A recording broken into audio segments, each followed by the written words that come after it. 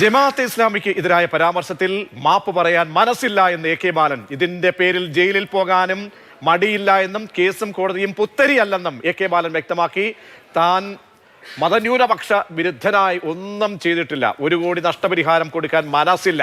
ജമാഅത്തയുടെ നയം എന്തെന്ന് notice അയച്ചവർ വ്യക്തമാക്കണമെന്നും A K ബാലൻ പറഞ്ഞു. അതേസമയം ജമാഅത്തെ വിഷയത്തിൽ ബാലനെ തള്ളി എം വി ഗോവിന്ദൻ രംഗത്ത് വന്നു. സാങ്കല്പിക ചോദ്യം, ആര് ചോദിച്ചാലും ഉത്തരമില്ലെന്ന് CPM സംസ്ഥാന സെക്രട്ടറി മാതൃഭൂമി ന്യൂസിനോട് പറഞ്ഞു. രണ്ടുപേരുടെയും വാക്കുകൾ കേൾക്കാം.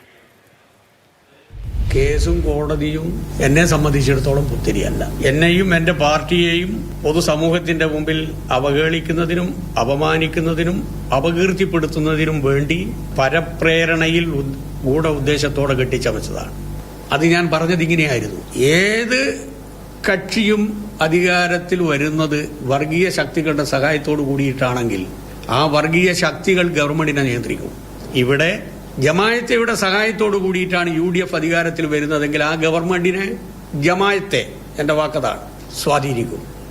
സാങ്കല്പിക ചോദ്യം ചോദിക്കുക, എന്നിട്ട് സാങ്കല്പികമായ ഉത്തരം എന്നെ കൊണ്ട് പറയിപ്പിക്കുക. അത് ഞാനില്ലാതെ ഞാൻ നേരത്തെ പറഞ്ഞല്ലോ, ആ ചോദ്യം ചോദിക്കണ്ട, അതേ ഉള്ളൂ. അപ്പൊ അത് തെറ്റാണല്ലോ. സാങ്കല്പികമായി അങ്ങനെ ഒരു കാര്യം പറയുന്നത് തെറ്റാണോ? ഞാൻ എന്റെ നിലപാട് ഞാൻ വ്യക്തമാക്കി. എ കെ ബാലൻ പറഞ്ഞതിനോട് എന്റെ നിലപാട് ഞാൻ വ്യക്തമാക്കി. സാങ്കല്പികമായ ചോദ്യവും സാങ്കല്പികമായ ഉത്തരവും ഞാൻ പറയാൻ ഉദ്ദേശിക്കുന്നില്ല. ഈ ബാലന്റെ വിഷയം, വാക്കുകൾ, അത് ബാലിശമാണോ, അതിൽ വാസ്തവമുണ്ടോ എന്ന് നമുക്കൊന്ന് പരിശോധിക്കാം. അഭിലാഷ് മോഹൻ എന്നോടൊപ്പം ചേരുകയാണ്. അഭിലാഷ്, അങ്ങനെ കേരളത്തിന്റെ രാഷ്ട്രീയ മാവിനിയിൽ ഈ ബാലന്റെ വാക്കുകൾ വളരെ തീക്ഷ്ണമായി ഇങ്ങനെ തിളച്ചു നിൽക്കുന്ന ഒരു ഘട്ടത്തിലാണ് അഭിലാഷ് മോഹൻ ഇന്ന് എം വി ഗോവിന്ദന്റെ സംസ്ഥാന സെക്രട്ടറിയുടെ ഇന്റർവ്യൂ എടുത്തത്. അതിൽ കാര്യങ്ങളെ തള്ളിപ്പറയുന്നുണ്ട്. പക്ഷേ അപ്പോഴും അർത്ഥവിരാമം ഇട്ടുകൊണ്ട് ഈ മാറാട് വിഷയം ഞങ്ങൾ ചർച്ചയാക്കും, ചർച്ചയായി തന്നെ നിർത്തിക്കൊണ്ട് മുന്നോട്ട് പോകും എന്ന് പറയുന്നതിലെ യുക്തി എന്താണ്?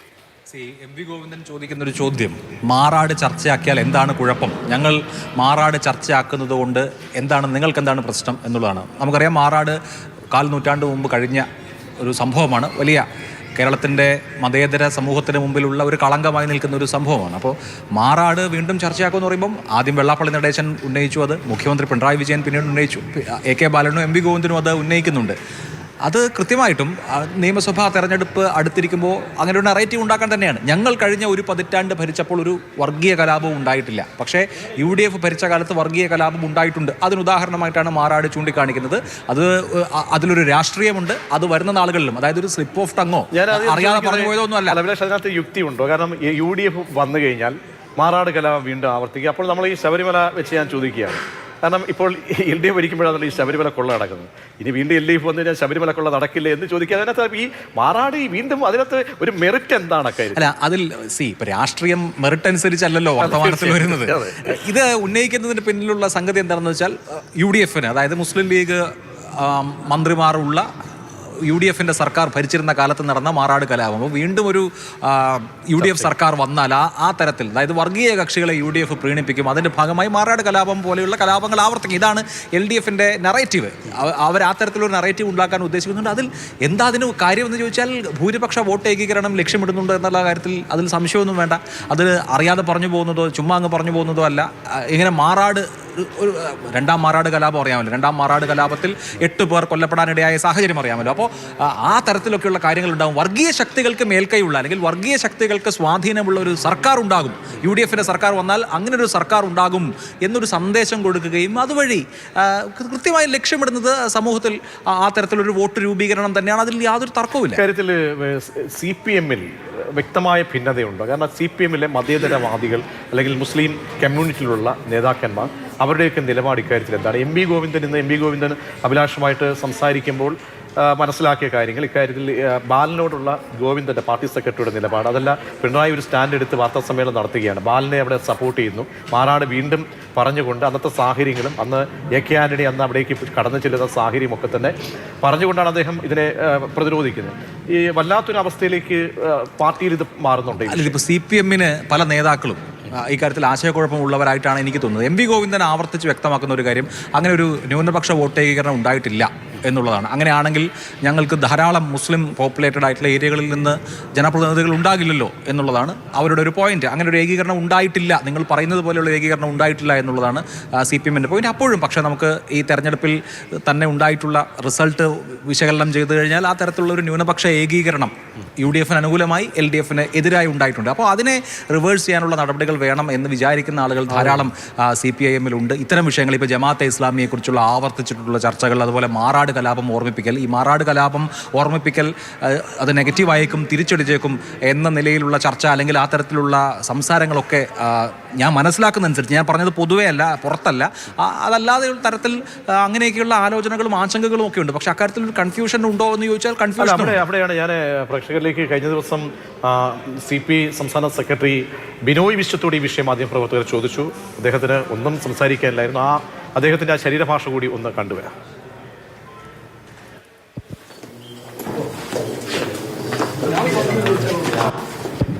അപ്പോൾ അഭിലാഷ്, ഇക്കാര്യത്തിൽ CPI-ക്ക് നിലപാട് പറയാൻ എന്താണ് മടി? കാര്യങ്ങൾ ചോദിക്കുമ്പോൾ കാര്യങ്ങളോട് എന്താണെന്നുള്ള കാര്യം അതല്ല ഒരു ഇലക്ഷൻ സമയത്ത് മറ്റൊരു ചർച്ചയിലേക്ക് കൊണ്ടുപോകേണ്ടതില്ല. പക്ഷേ ഇത് നയപരമായിട്ടുള്ള ഒരു സമീപനം കൂടിയാണല്ലോ.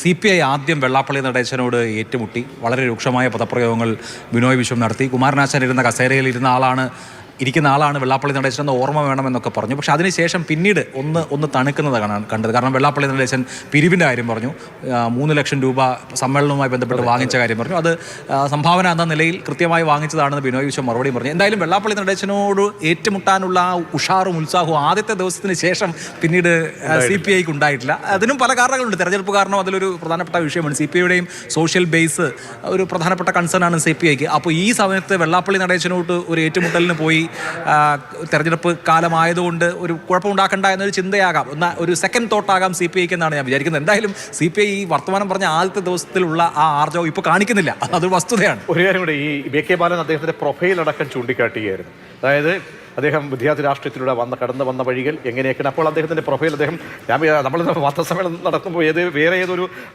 നിമിഷം പോലെ തോന്നി അദ്ദേഹത്തിൻ്റെ ജീവിത രേഖകൾ മൊത്തം വിവരിക്കുകയായിരുന്നു. അപ്പോൾ അതിലൂടെ കുറച്ചുകൂടെ മയപ്പെടുത്തുകയാണ്, അതല്ല കുറച്ചുകൂടി സ്പഷ്ടമായി മുന്നോട്ട് പോകുന്ന ബാലനെയാണോ കണ്ടത്? ഞാൻ ഈമാനുള്ള കമ്മ്യൂണിസ്റ്റ് ആണ് എന്ന് സ്ഥാപിക്കുകയായിരുന്നു AK ബാലൻ. ഖുറാൻ അദ്ദേഹം എടുക്കുന്നു, ഞാൻ ജയിലിൽ അടയ്ക്കപ്പെട്ടാൽ ഖുറാൻ വായിക്കും, ആ സമയത്ത് ഖുറാൻ ആയിരിക്കും വായിക്കുക എന്ന് പറയുന്നു. എന്ന് പറഞ്ഞാൽ നിങ്ങൾ എന്നെ മതനിരപേക്ഷവാദി അല്ലാതാക്കണ്ട, ഞാൻ മുസ്ലിം വിരുദ്ധനല്ല, ഞാൻ ഇസ്ലാം വിരുദ്ധനല്ല എന്ന് സ്ഥാപിക്കാനാണ് ശ്രമിച്ചത്. കാരണം AK ബാലൻ്റെ ഇന്നത്തെ വാർത്താ സമ്മേളനത്തിന് പിന്നിലുള്ള കാര്യം ജമാഅത്തെ ഇസ്ലാമി അയച്ച വക്കീൽ നോട്ടീസാണ്. അപ്പോൾ ജമാഅത്തെ ഇസ്ലാമി ഇങ്ങനെ ഒരു നിയമ പോരാട്ടം നടത്തുന്നതിന് മറുപടി എന്നുള്ള നിലയിലാണ് AK ബാലൻ സംസാരിക്കുന്നത്. അപ്പോൾ AK ബാലൻ ഊന്നിയത് ഞാനൊരു മുസ്ലിം വിരുദ്ധനല്ല, അല്ലെങ്കിൽ ആ തരത്തിൽ ഇസ്ലാമോഫോബിക് ആയിട്ടുള്ള ഒരാളല്ല, അങ്ങനെയുള്ള ഒരു വാദം കള്ളമാണ്, അങ്ങനെ നിങ്ങൾ എന്നെ ആരോപിക്കേണ്ട, അതാ ഞാൻ എൻ്റെ പ്രൊഫൈൽ ഇതാണ് എൻ്റെ ക്രെഡൻഷ്യൽസ്, ഞാനൊരു സെക്കുലർ ആയിട്ടുള്ള ആളാണ്, അങ്ങനെ ഈമാനുള്ള കമ്മ്യൂണിസ്റ്റ് ആണ് എന്ന് സ്ഥാപിക്കുകയായിരുന്നു ഇന്ന്.